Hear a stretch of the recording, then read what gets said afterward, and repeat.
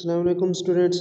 जैसे कि आपको पता है लास्ट टाइम हमने आपके लास्ट चैप्टर का लास्ट टॉपिक पढ़ा था, तो आपकी बुक जो है कंप्लीट हो चुकी है। आज हम फर्स्ट चैप्टर से स्टार्ट करेंगे।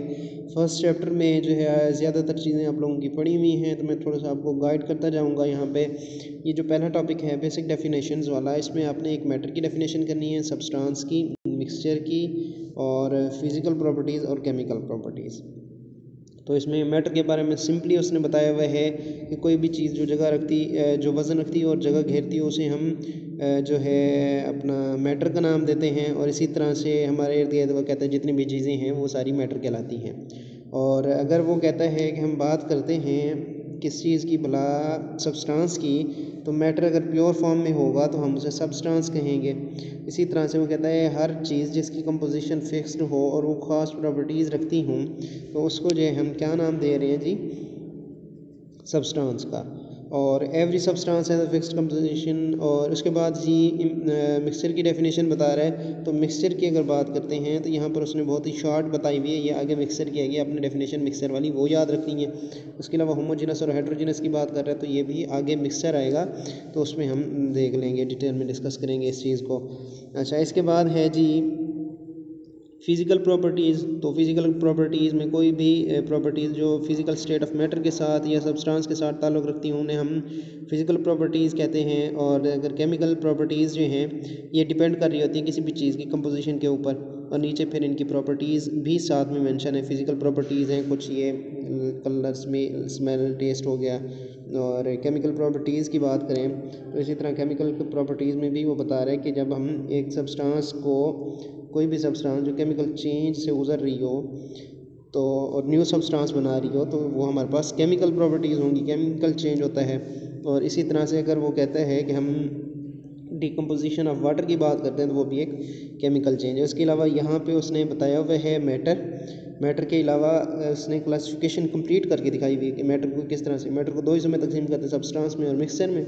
सब्सटेंस की आगे फिर दो अक़साम होती हैं, एलिमेंट्स हो सकते हैं और कंपाउंड्स हो सकते हैं। और मिक्सचर भी होमोजेनस भी हो सकता है और हेट्रोजेनस भी हो सकता है। अच्छा जी, इसके अलावा नेक्स्ट अगर बात करते हैं हम, तो नेक्स्ट जो है हमारे पास एलिमेंट्स के बारे में बता रहा है। तो इसमें भी आप लोगों ने पढ़ा हुआ है। इसके स्टार्ट वाले पैराग्राफ में एमसीक्यूज़ बनते हैं काफ़ी सारे, और ये इसकी डेफिनेशन है। Definition of element is it's substance made up of same type of atoms having same atomic number and can not be decomposed into simple substances by ordinary chemical means. तो यहाँ तक ये आपका डेफिनेशन हो जाएगी element की। उसके अलावा यहाँ पर ये कुछ एलिमेंट्स बताए हुए हैं जो नेचुरली तौर पे पाए जाते हैं। और यहाँ पे उसने बताया हुआ है जी जो एलिमेंट्स हैं सॉलिड में, लिक्विड में, गैसेस में, तीनों फॉर्म्स में एग्जिस्ट करते हैं। और मेटल्स को हमने डिवाइड किया हुआ है, जो एलिमेंट्स हैं उनको हमने डिवाइड किया हुआ है मेटल्स में, नॉन मेटल्स में और मेटलाइड्स में। और वो कहता है कि 80% मेटल्स जो हैं, एलिमेंट्स जो हैं वो मेटल्स होते हैं। तो यहीं तक जो है आज हम बल्कि थोड़ा सा आगे देख लेते हैं। आगे है जी आपका सिंबल के बारे में, सिंबल ऑफ एलिमेंट्स।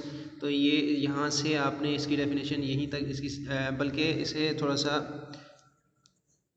मैं क्लियर कर देता हूँ। ये सिंबल जो है यहाँ से लेकर आपने यहाँ तक करना है, वैसे ठीक हो गया।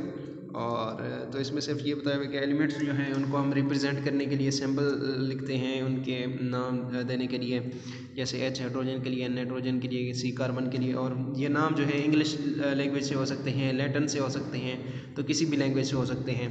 और उसके बाद वो कहता है कि अगर हम बात करें किस चीज़ की, भला कुछ एलिमेंट्स ऐसे होते हैं जिनका नाम जो है वो दो वर्ड्स से लिखा जाता है। तो उसमें पहला कैपिटल होता है, दूसरा स्मॉल होता है। जैसे क्लोरीन है Cl लिखा जाता है, सोडियम है Na लिखा जाता है। तो ये चीज़ें हैं, उम्मीद है कि आपको समझ आ जाएगी क्योंकि आप लोगों ने ये पहले डिस्कस की हुई हैं। अगर कोई मसला होता है तो ये फिर हम जब स्कूल लगेगा तो उसमें फिर मज़ीद डिटेल में इसे डिस्कस कर लेंगे, या आप ऑनलाइन भी पूछ सकते हैं। उसके अलावा वैलेंसी की बात करते हैं। तो वैलेंसी ये स्टार्ट से लेकर जी ये एंड तक ये हमारे पास वैलेंसी की डेफिनेशन है। वैलेंसी बेसिकली कहते हैं कि किसी भी एटम की इलेक्ट्रॉन गेन करने की या लूज़ करने की जो सलाहियत है उसको हम वैलेंसी कहते हैं। ये एग्जांपल्स दी हुई हैं, यहाँ से यहाँ तक ये आप लोगों ने स्टडी करना है। इसमें से भी काफ़ी सारे एमसीक्यूज़ बन सकते हैं। तो यहीं पर हम आज का जो टॉपिक है वो एंड करते हैं। और आगे जो है ये टेबल है, ये टेबल भी आप लोगों ने याद रखना है। ठीक हो गया। और इसके अलावा यहाँ पर कुछ एलिमेंट्स की एग्जांपल दी हुई है, तो ये भी आप लोगों ने याद रखनी है, एमसीक्यूज़ में पूछी जा सकती हैं। नेक्स्ट टॉपिक कंपाउंड है और वो हम नेक्स्ट टाइम पढ़ेंगे। शुक्रिया।